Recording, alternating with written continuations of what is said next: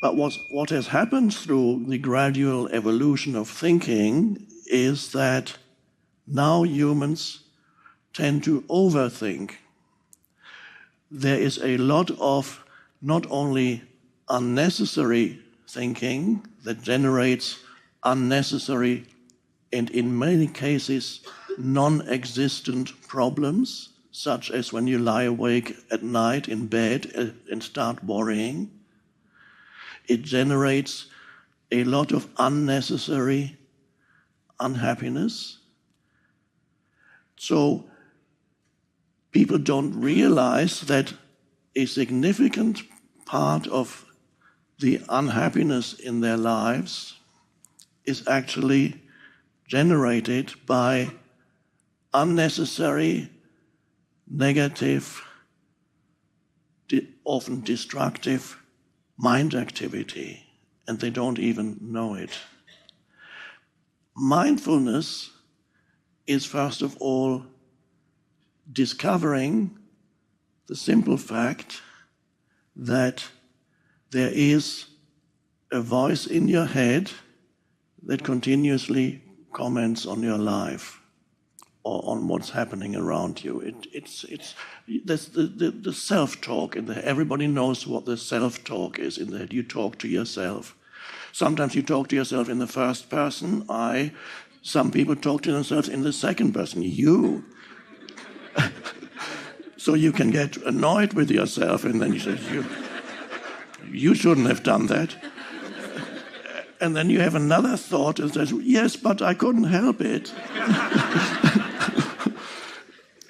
And you might even get a third voice come in, and whatever it says, why can't I get out of my self-talk? That's self-talk too. But it's an amazing first thing, what I call the first awakening, spiritual awakening, is something very basic and something very simple. It's the discovery that there is a voice in your head that always talks to you, mostly silently. If it talks out aloud, then you're continuously, and there's nobody around, then you are considered insane. And that's only if it's loud, but most people have that inside their heads and they are not considered insane, it is considered normal. But there's not such a big difference between the two.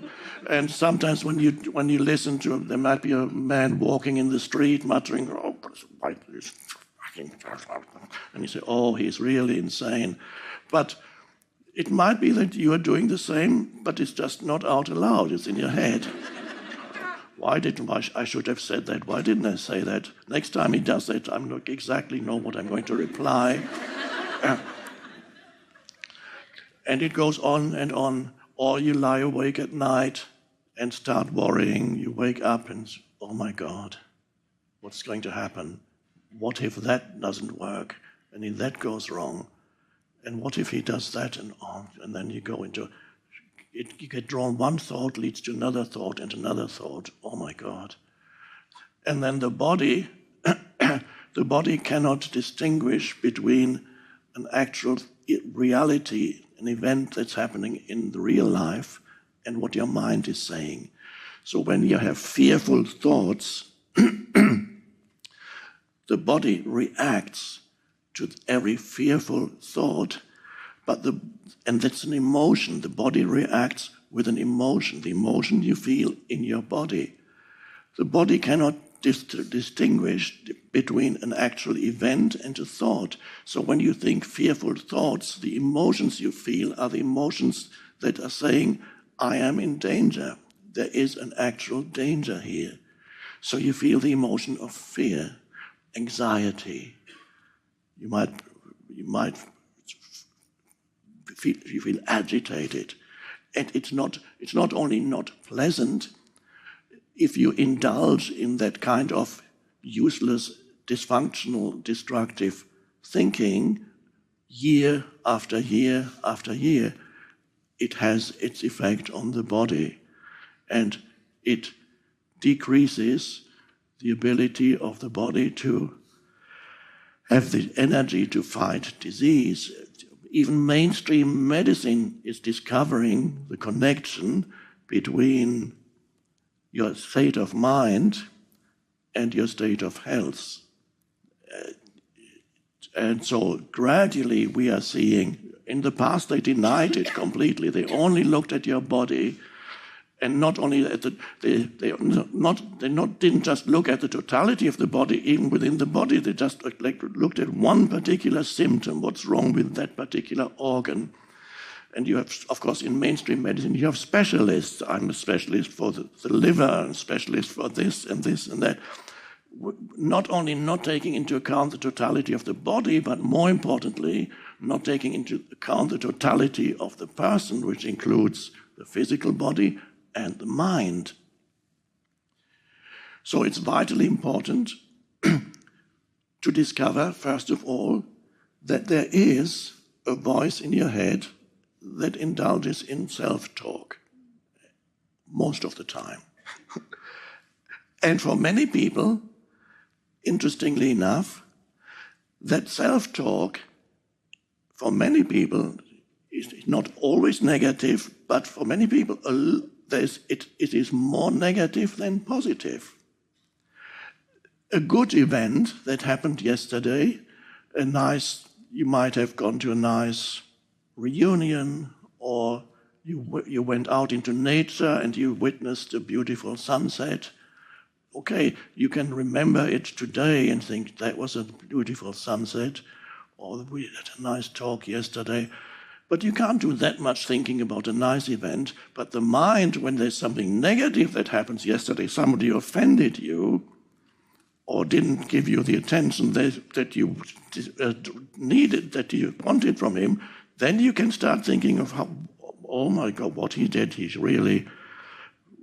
Next time he does that, I'm going to say that, or he really should. Why doesn't he? You can go on for a long time dwelling on something negative, much longer than dwelling on something positive. It is so, seemingly a negative event is much more food for useless mind activity than a positive event.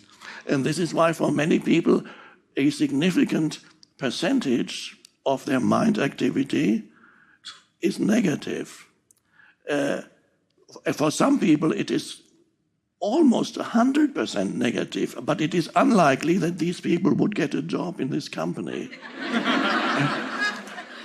And I mean that because your predominant state of consciousness, your predominant mental emotional state, there's a certain correlation between who you associate with, where you find yourself, and even what kind of things happen to you. There is a correlation which is not always immediately recognizable, but there is a correlation between a person's predominant mental emotional state and who they are with, who their friends are, where they work, and even what happens to them. So if you are in a very negative state a long time, you tend to attract also negative events, but you can only have to find that out for yourself. I'm not saying believe me. I know it from my own life, because when I first discovered this, I was still very young. I discovered that there is a correlation between my mind activity and what happens to me. I found a book, and several books that somebody left with us when I was 17. And there, for the first time, I read about a person's mind, and I suddenly realized my mind was predominantly negative, because I was a very unhappy child. And so my childhood was not pleasant. And so the initial conditioning of my life was that my mind was continuously commenting and saying how bad my life was. And whenever something bad happened to me, I had a phrase that would occur again in my mind that, of course, bad things always happen to you, don't they? They're bound to happen to you. It always happens to you. So I was talking to myself and saying that bad things would always happen to me. And they did. So you can discover first that the spiritual awakening is to discover that there is continuous mind activity. And for some people, it's the discovery that a significant part of their mind activity is negative. But the vital thing is to discover that there is this continuous talk in my head, which is considered the normal human state. And of course, you cannot abolish thinking. Of course, there will be thinking. But the question is there an awareness behind the thinking?